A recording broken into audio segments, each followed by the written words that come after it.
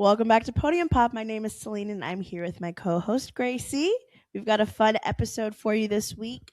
Before we get into just keeping you updated with all the motorsport news, make sure you go follow us on social media. We will be boots on the ground at the Rolex 24 this weekend. So we will be posting quite a bit. So make sure you're following us on TikTok, on Instagram, and then make sure you follow us on Spotify and on YouTube to keep up to date with all of the episodes coming out. Let's go ahead and pop the bottle and let's get started. Yeah, let's do it. We're gonna kind of talk through. We're gonna talk through the Ford launch with, everything that happened there, and then we're gonna do some news in the Formula One world and IndyCar world. Yeah, that's gonna be our episode this week. Just kind of a news update. We haven't done a news update in a while. Yeah, it's been a while since we've had enough news to do a news update. Sure. So you can just tell things are thawing, things are coming back, and I'm so excited. If you're listening to us on the day that it came out, make sure you also go check out. We just got done filming with the Apex podcast, who we love all of them so much. We got to meet Mayor in person in Miami last year. So make sure you go follow them as well. Check out our episode with them. A lot of what we cover, or some of what we covered in that episode, we're also going to be covering on our episode. But it was a lot of fun. Double feature. Yeah, double feature. Yeah, it was so much fun.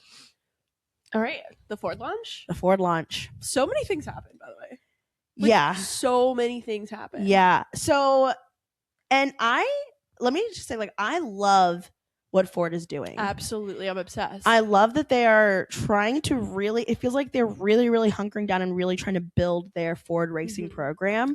I've been there too. Been where? Like a fan. Oh, I was like, been where? I've been there rebuilding my program. Yeah. We're both Ford girlies. Yeah, no, for sure. We always, support them, but also my dad works at Ford, so I've been partial to Ford pretty much always. Ford Nepo baby. I'm a Ford Nepo baby. Yeah. He's an electrician there. He's not for Ford racing. He just works at a truck plant. Great stuff though.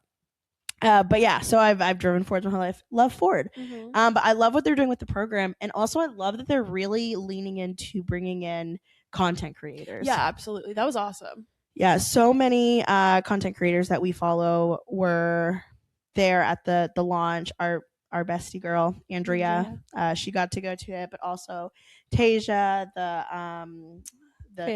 fan behavior podcast, track talk podcast.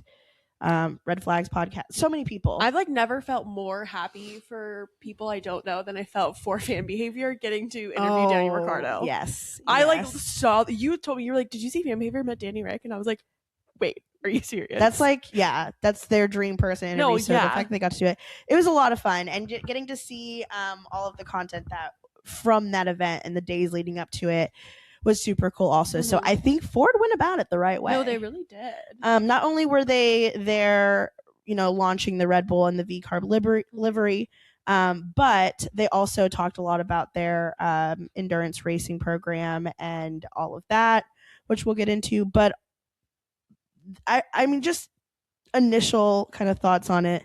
The blue. What do you think of the blue? I love it. We touched on this on the Apex podcast, and you kind of talked about. I wore blue. Oh yeah. Not on purpose, but I'll say that it was for Ford. Oh yeah, for sure. You should wear that in Daytona. I should. Yeah. Love that they're picking the blue and doing it everywhere throughout their series, different series they race in, and it's just becoming a color for them. Like you said, the Ferrari red. Yeah, it's I think really making sure that it's recognizable. So when people see that blue, they know that's Ford racing. Yeah. And I think they're doing a great job of, again, combining all different racing series into this one, all over program, but also making sure that there's consistency with branding and consistency with what I guess vibe they're giving in every single series. So we're going to see the same branding in IMSA, in WEC, in Formula One, kind of across the board. There's a little bit more wiggle room with Formula One just because they are, it's not like a Ford car, so the Red Bull team that they're working closely with. But I love that they incorporated the blue, and I'm happy that they incorporated the blue. And again, it's bright, it's fun. No, it's fun. It's vibrant. It looks the same, but it looks a little different. Yeah. It's good. No, all over. I'm super excited. We got some really exciting news. Such exciting news. So leading up to the event, there was like on social media, we saw like someone screenshot, like, I guess like, I don't know, like a description of what the event was going to show. And it had like a bunch of people on there, and Logan Sargent was on there. And everyone's like, why the heck is Logan Sargent going to be at this Ford event? I was like, oh, did they like, I'm like, well, there's no way they like messed up and accidentally put Logan Sargent there. Right. But we also didn't know where this screenshot was from. So we're like, I don't know. We could have found it anywhere.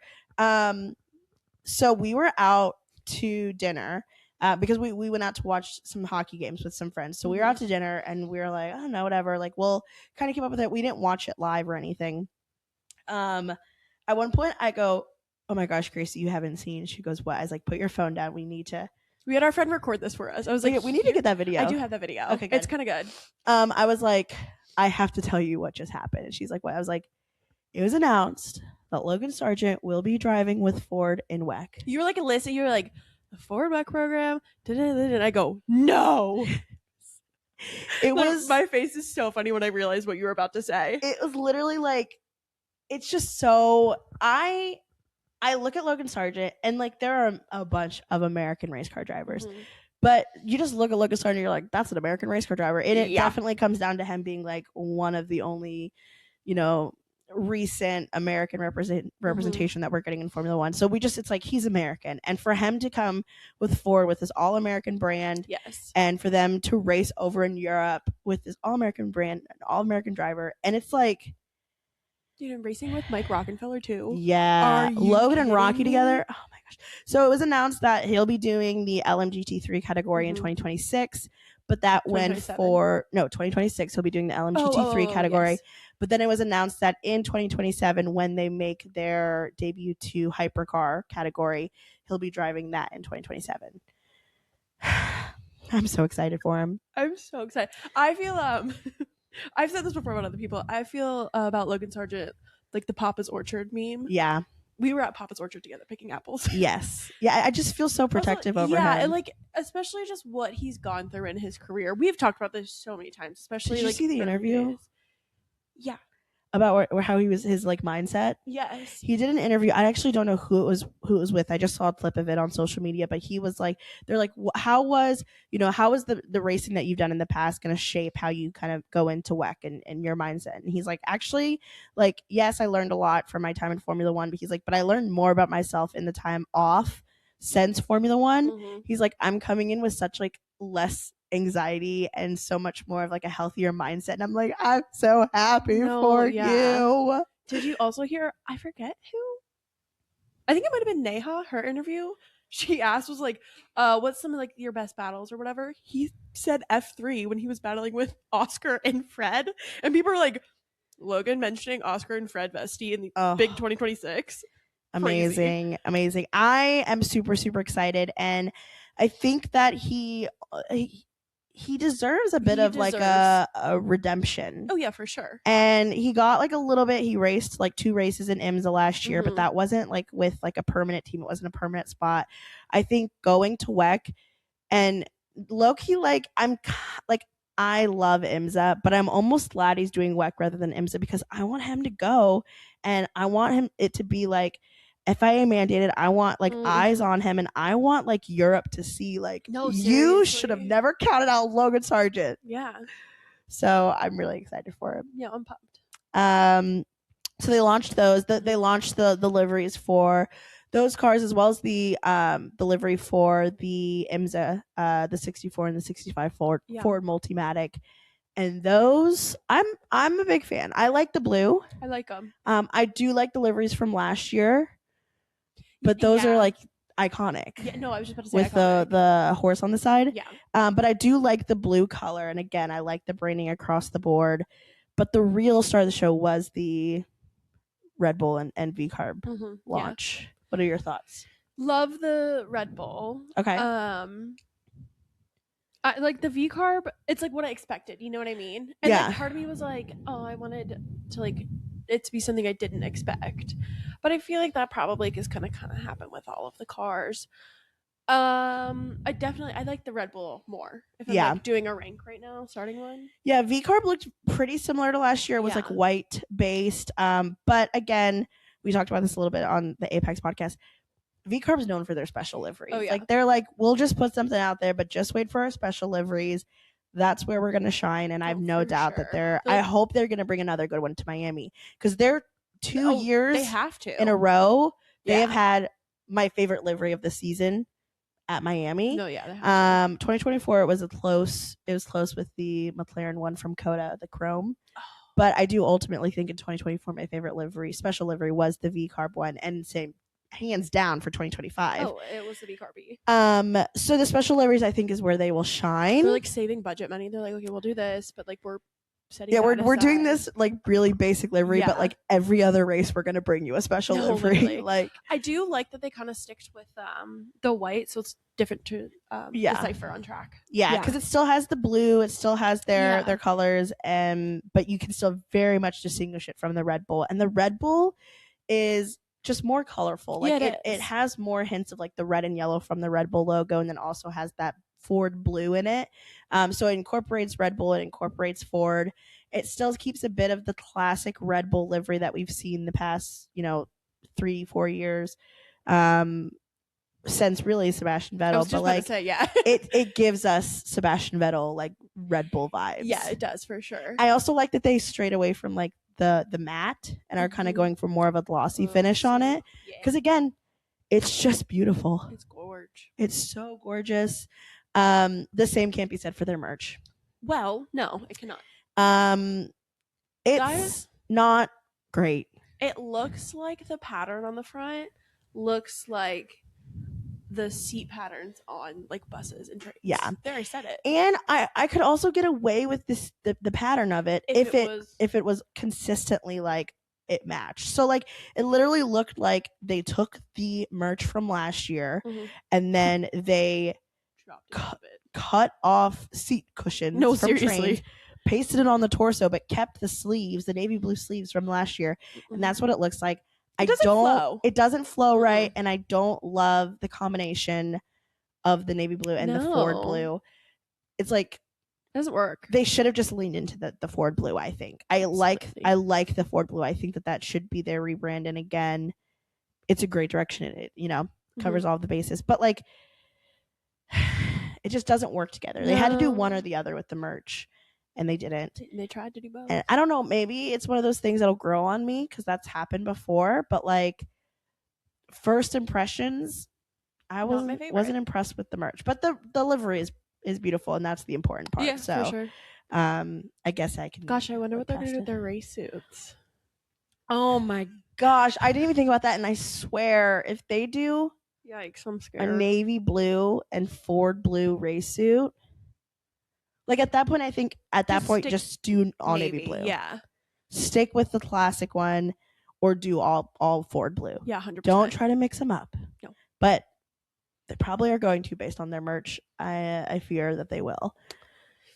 I kind of forgot about seeing their race suits. Yeah. Wow. Yeah, we'll have to. I mean, we'll see them. We'll pray on that one. 2 weeks. Yeah. Whoa, that's kind of crazy, by the way. That is crazy. But the Ford event I think was super cool. Yeah, it was really cool. And it was, a lot can be said about V-Carb and Red Bull being kind of, they're not the junior team, but they still are like owned by the same people. It's a lot of questionable things there, but it is cool because with their livery launches, they were able to do them together, and it made it a bigger event and a bigger deal. And it was also the first livery launch of the year. Yeah. So, yeah, I was a big fan. Yeah, it was good. I liked it. I feel like they had like a cool, just like the whole vibe of it all was really cool. Definitely. Yep. Should we move on to Lewis Hamilton? Yeah. Because Lewis Hamilton is getting a new race engineer in 2026. Ooh. We do not know who it's going to be yet, but he will no longer be with Ricardo. Yeah, I don't know. I think that was his name. I just know Carlos called him Ricky. Ricky. What was it? These are not inters. Or these are not. What was it? It was so funny. I don't know. Yeah, I think enters. It was something. I don't know. I just remember it was so funny. I don't think like him and Lewis got. I mean, like There was tension there, and it didn't work. Yeah, They were just not compatible personality wise. No, and that's fine. Yeah, I mean, when you're going from what you had before to like this new guy, like yeah, of course it's gonna be rough. Yeah, for sure. But there's like first year tension, and then there's whatever they had going on, and that was like another story. A whole other issue. Yeah, I don't know. I'm interested to see who they. I wonder when they'll announce who is taking over for it. I don't know. Good question. Maybe. I mean, well, I'm sure we would know before their livery launch. Yeah. If they do like an event or anything, like the race engineers will be there. Week, yeah. Yeah. It's Ruth Buscombe. Oh my gosh. I don't think it would be, but that'd be. I don't think it would be either, but that would be iconic. Yeah. And she does have like history working with the Ferrari program. Yeah, that's true. I think wasn't she at Alfa Romeo? Alfa Romeo when Charles? Well, Charles, but Fred. Yes. Right? Am I wrong? I don't know. I know she was there probably when Charles was there. Mm-hmm. Yeah, for sure. So I would guess that Fred. Yeah, well, we'll have to see what's up with that. Mm-hmm. We'll kind of keep our eyes peeled, I guess. On like a funnier note, the Audi sponsor called out Ferrari and HP and was just like, guys, that's ugly. He didn't say it in those exact words. He's not wrong, though. No, he's not wrong. I think that Audi got super lucky with their title sponsor. For sure. Really just having like a compatible logo. And the same, like even like MasterCard and McLaren, like their logos are compatible. Yes. Williams and Atlassian, like they're compatible. Works, yeah. Ferrari and HP, they just clash. There's nothing you can do about it. No. They just do. And actually at this point, like, because again, in the last, we were just talking about it with the Apex podcast, and like, they're like, even if they just put the logo in white, unfortunately at this point, so many people talk about the HP logo on the Ferrari that HP's going to be like, nope, we're keeping that logo because I want people to keep talking about it. It's a driving factor for sure. As soon as you put it in white, one, already it makes it less noticeable and less recognizable, but it gets people to stop talking about it, and that's the exact opposite of what HP wants to happen. 100%. So they will not let that happen. I think it's going to be just as bold as it was last year. Yeah, no, I agree for sure.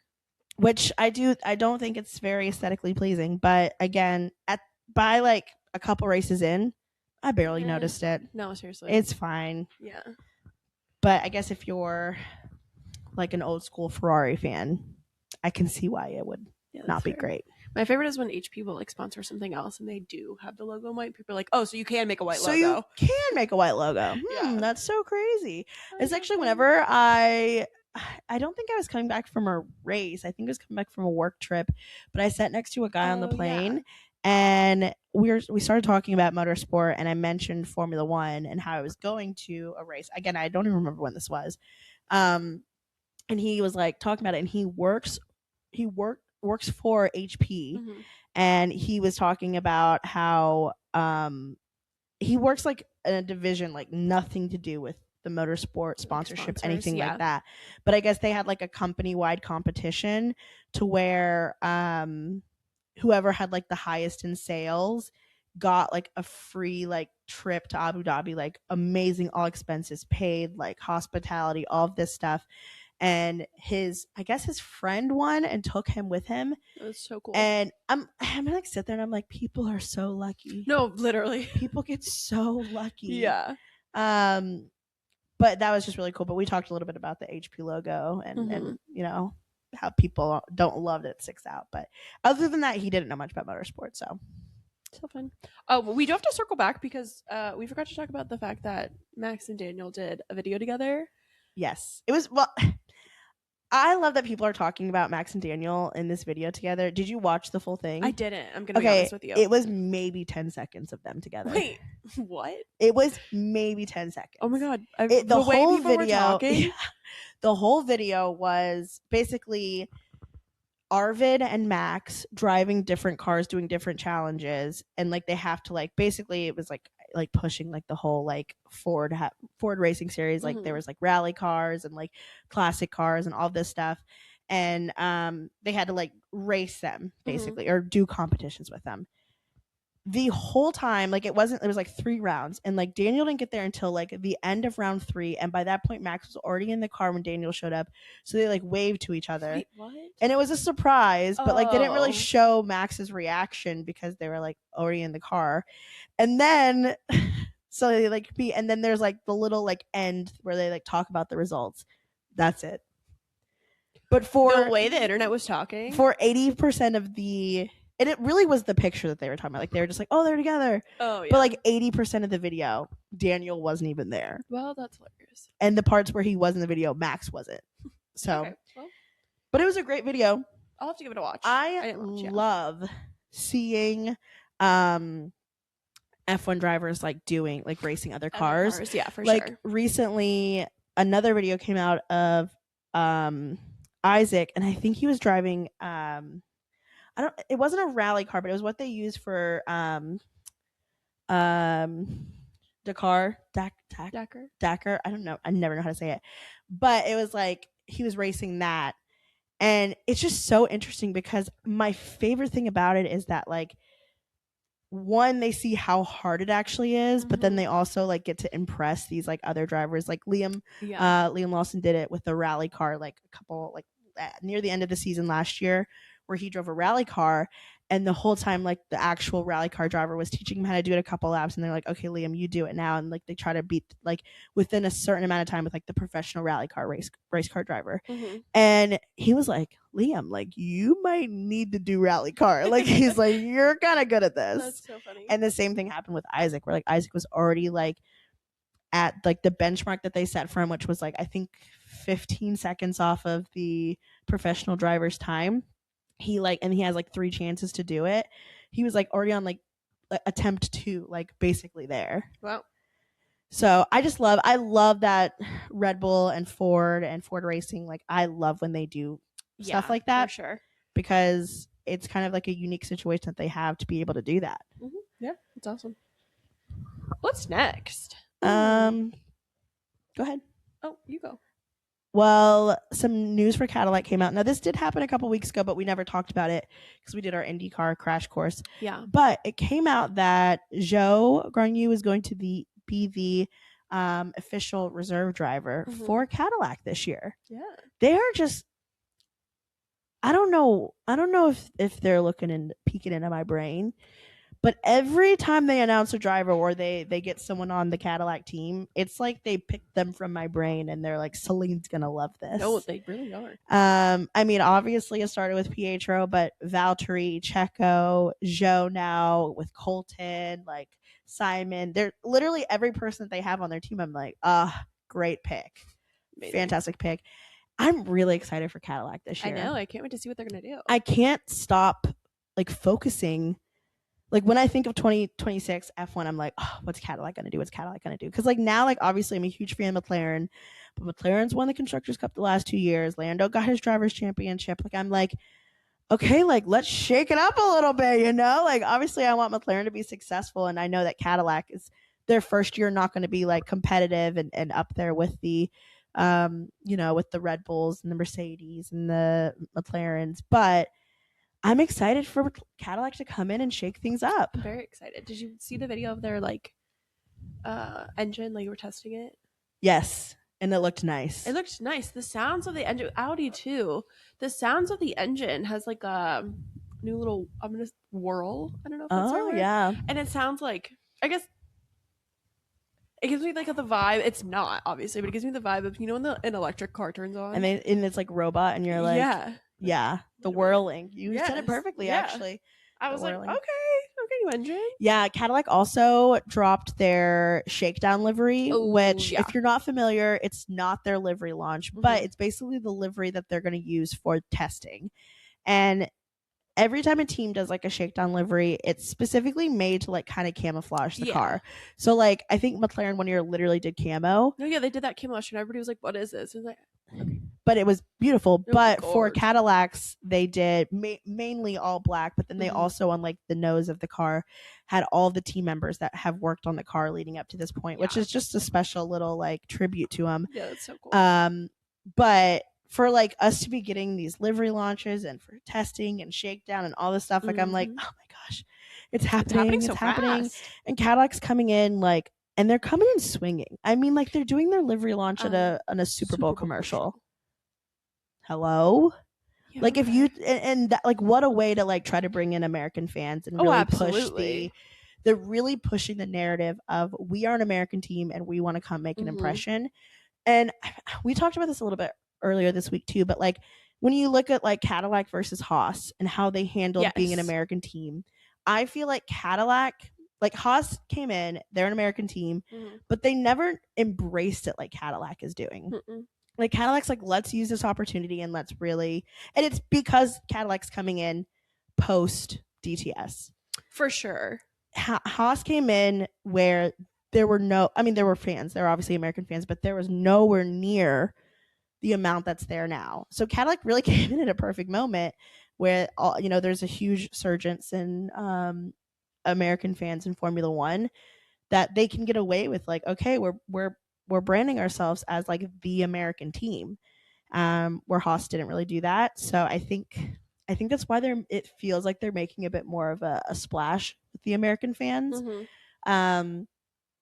And then also just their, rivalry now, GM versus Ford. Yeah.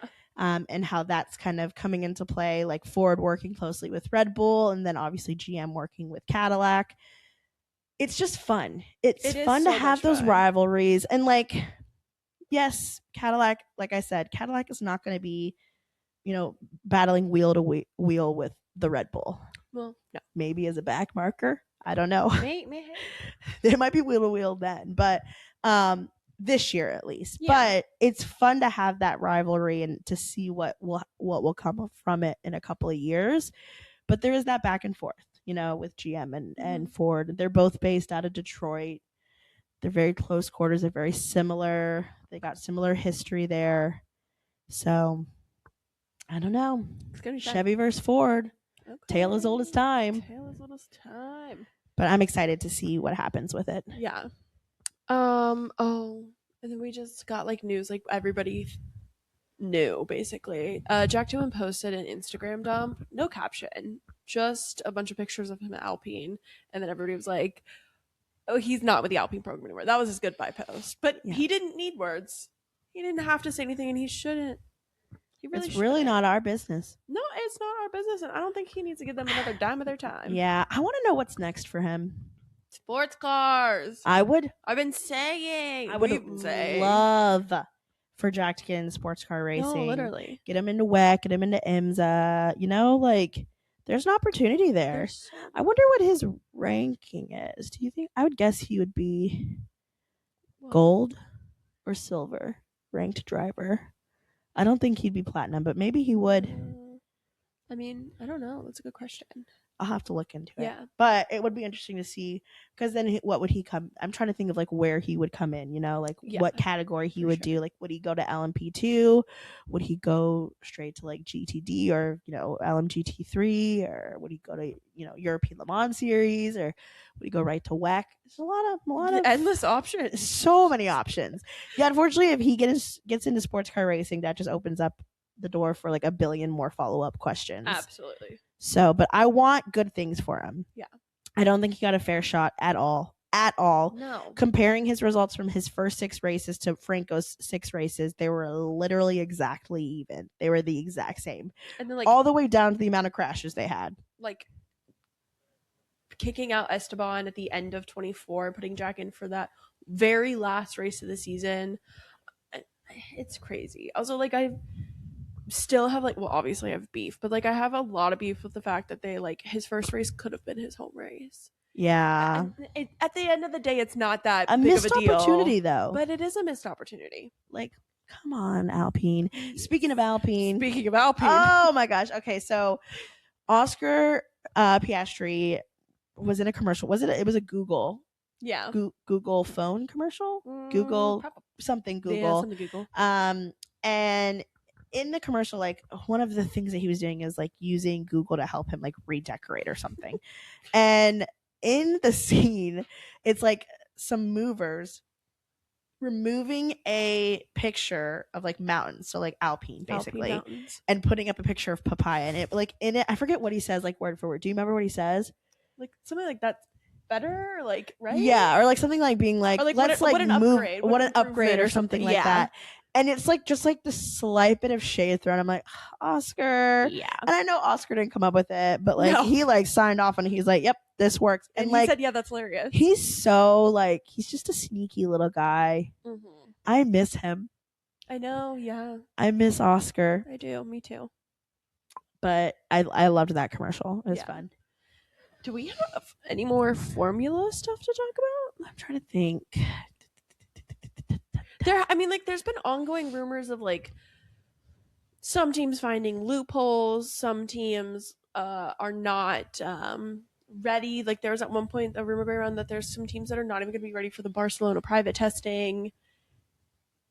But nobody has said a team. Sometimes they're like, it's Red Bull and the Ford engine sucks. And they're like, no, Ferrari is so far behind. It's so, like, I was talking to a friend last night and I was talking to her and he's like, well, it's going to be like McLaren and Mercedes and Red Bull again. I'm like, I don't know, because quite literally anything could happen for the 2026 season.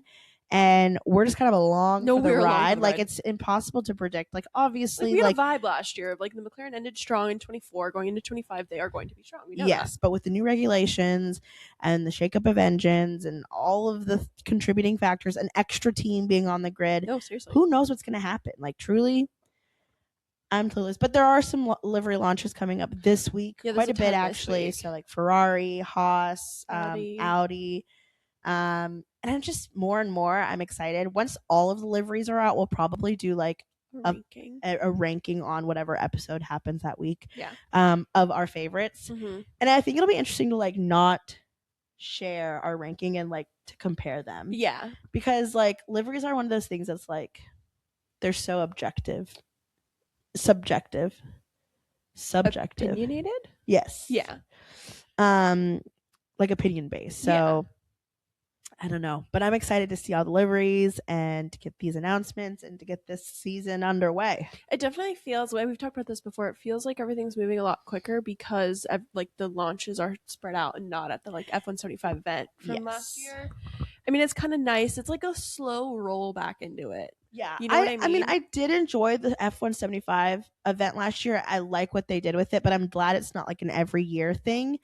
Because it is, I think, more special to have like the Ford event. Like we got to like focus more on like Ford racing as a whole and Red Bull as a whole, rather than just like here's a livery and here's a DJ and here's some laser beams and like, you know, a dance crew break dancing on stage around Christian Horner. And it was like, it was crazy. It was like a little overwhelming. No, yeah. Well, and also like it happened like obviously it's in was in London, so I knew it was gonna like be happening like a little earlier for me, whatever. Mm-hmm. But also like it was on like a Monday or a Tuesday or something. Yeah, it was like if you would have done it on a Saturday or a Sunday even. Or even like like Thursday, Friday, Saturday. Yeah. Yeah. No, but like they should have done it on a Sunday. And I remember like our group message, everybody was talking about it, and I was like, I don't even know what's happening. Yeah, I was on a work trip too, so I had like I got back to the hotel and like finished like the last half of it, and then I had to go back and rewatch it. But so it was nice that they did for the, you know, the 75th anniversary and all of that. But I'm really glad that they're going back and like letting them do their own launches,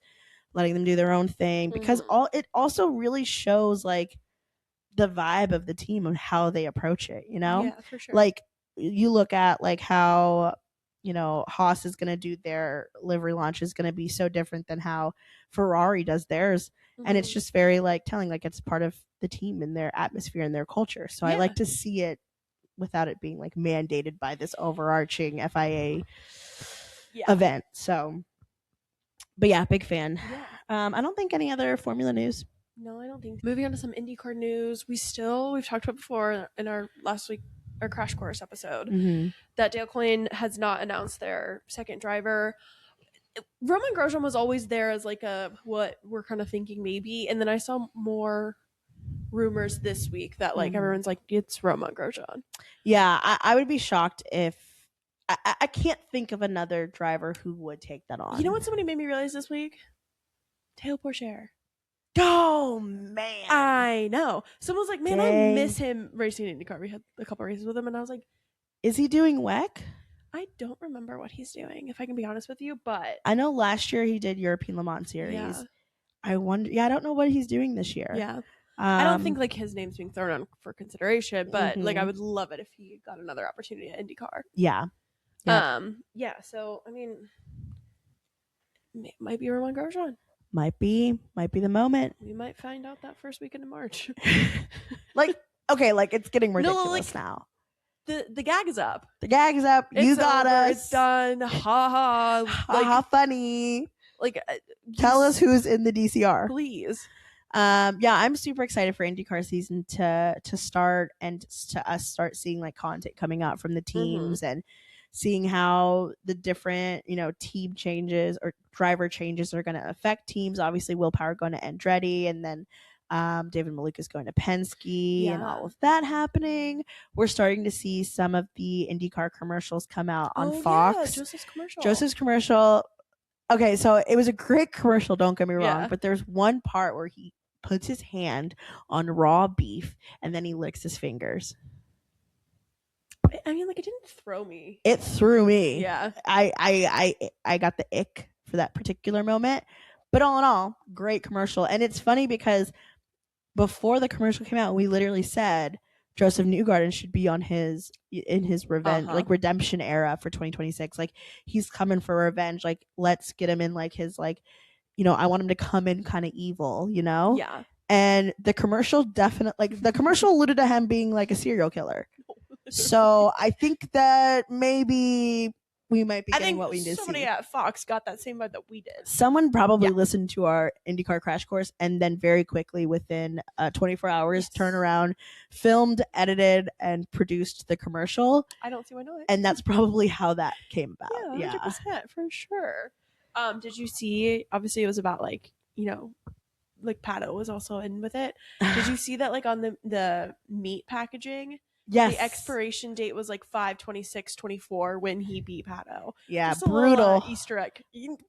Brutal. Pato, I forget, I don't know if he tweeted it or what, but at one point, somewhere on social media, he commented and he was like, I was just starting to forget. And I'm like, at least he's being a good sport about it. I'm excited to see what other commercials we're getting, like what new ones and who we're getting. Because obviously last year we had Joseph, Pato, and Alex. And we had a new Joseph commercial. So are we getting a new Pato and a new Alex? Or was it? I feel like somebody. Sorry. You okay? Did somebody not tell us that there's going to be a fourth one with a new driver? I think someone said. Did Andrea? I think it's say Andrea. That? I was going to say I think she said there's going to be 4 or 5. Oh. So I don't know if that means like there's going to be like, if that's considered like the old Joseph, the new Joseph, the old Alex, the new Alex, and the Pato. I don't know what the combination of that is.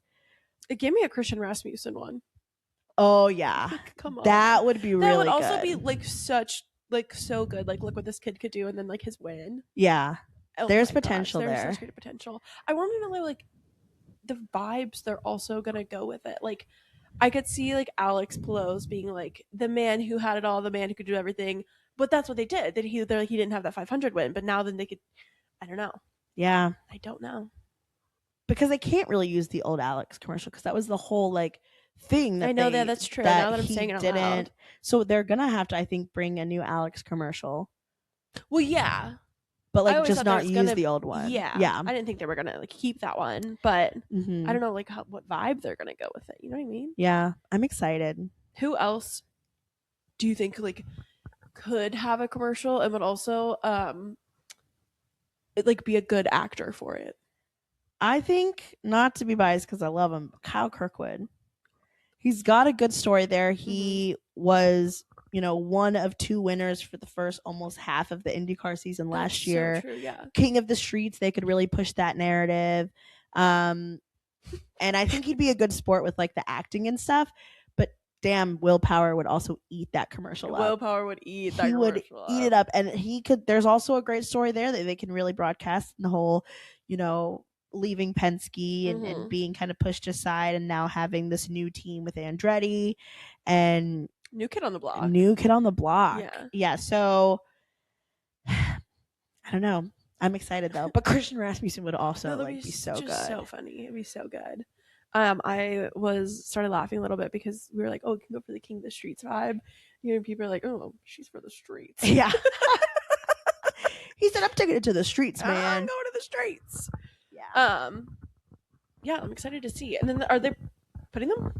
They're like Super Bowl commercials again. Yeah, right? I'm assuming it'll be like during the playoffs. Like the Joseph Newgarden one kind of popped up out of nowhere. I feel like it was it. I don't think it happened during a football game. Did it? It was aired. It was shown. Well, that's what happened last year. It was shown like on to socials, and then it was aired during one of the games yesterday. I forget which one. One of the commercials last year dropped while I was at Rolex 24. Probably, but it maybe was the Pato one. I thought it was Alex because I thought Pato was shown like right before Super Bowl. Maybe. Yeah. So maybe we'll get another commercial like soon. And I think last year they staggered them like one a week. And so I'm trying to think if this is making sense to lead up to we have them all Super Bowl weekend. Kind of does. Super Bowl's the first weekend of February, so it's like 2-3 weeks out. Oh yeah. So that would make sense. It's almost February. Yeah, girl. Or over halfway through January. So where's the time to go? No idea. If you figured out, let me know. A speck of dust just floated by, and I'm really so sure there was a ghost in here. Okay. I'm sorry. It was a speck of dust. It was a speck of dust. Yep. We're good.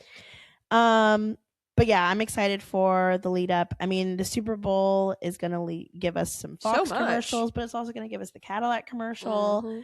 And I am hosting the Super Bowl commercial I'm hosting a commercial. I'm hosting the Super Bowl party this year, and I will make everyone be quiet during all of the Motorsport commercials. Absolutely. So there's that to look forward to. Yeah, I'm excited. Any other news that you can think of that we didn't cover? No, I don't think so. You're going to be at Daytona this week? I leave in 3 days. So I leave out Wednesday. We're driving 12 hours. We did it last year. It was actually really fun to do like a little road trip. It sounds daunting when you say it.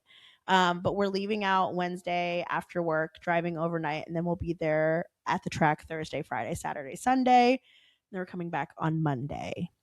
How fun. I'm so excited. Yeah, that'll be so fun. I loved seeing everybody's content from the Roar before the 24, but I was getting FOMO. And weirdly, this has never happened to me. Actually, I had this. I haven't told you this yet. Oh. I've never had this happen to me for anything else. But like, obviously, you get FOMO for like when you see like other fans like attending races that you're not at and like watching the races, right? I was getting FOMO over like the drivers posting. Like I would see like one of the drivers post and they'd be like walking through like the garages in Daytona. I'm like, they're so lucky that they get to walk through the garages in Daytona. And I'm like, that's their job. Yeah, that's who we're there to see. But I'm like, why am I getting FOMO over like them? They're clocking in for their 9-5. They're clocking in. Like, I'm sorry, Callum Ilott. I'm sorry that I'm feeling this jealousy over you being and just doing your job. But I felt it. And you know, that's so fair. Yeah, so I'm really excited. Yeah, that'll be so fun. But because of that, the commercial... What the heck am I saying right now? I'm all over the place. You love commercials. I am so fixated on this commercial that I'm apparently producing for the Super Bowl. Shoot. We're going to have to get on that. The Super Bowl's in, 2 weeks? 3 weeks? We have got to get on that. Yeah, we should probably figure that out. Do they know they have 30 minutes? Yeah. 30 minutes. It's like that whole joke that they're like, what if they asked me to drive the car? Like, what if they asked me to produce the Super Bowl commercial? What am I going to do? I'm not ready for this. Also, what commercial? Yeah, exactly. Anyways, the episode will be out late. Normally when our episodes are late, it's like we normally film Sunday post Monday. When we are late, we normally film Monday post Tuesday. It's going to be more like a maybe you'll see the episode Wednesday, Thursday situation. Because I won't be getting back until super late on Monday. So just keep that in mind. But my goal is to vlog while I'm there. So you might be getting a vlog. That normally takes me like a week or 2 to edit. So that's something to look forward to as well. But I'm going to be doing a lot of content while there. I'm going to be hopefully doing some podium pop-ups and getting to interview some people. If you're listening and you know of someone that you want me to interview and if you want to get me connected with them, let me know. I have a lot of plans for some videos, some fun videos with some of my friends, and some outfit of the days and some hourly updates. And yeah, I'm really looking forward to it. I have a lot of fun content planned.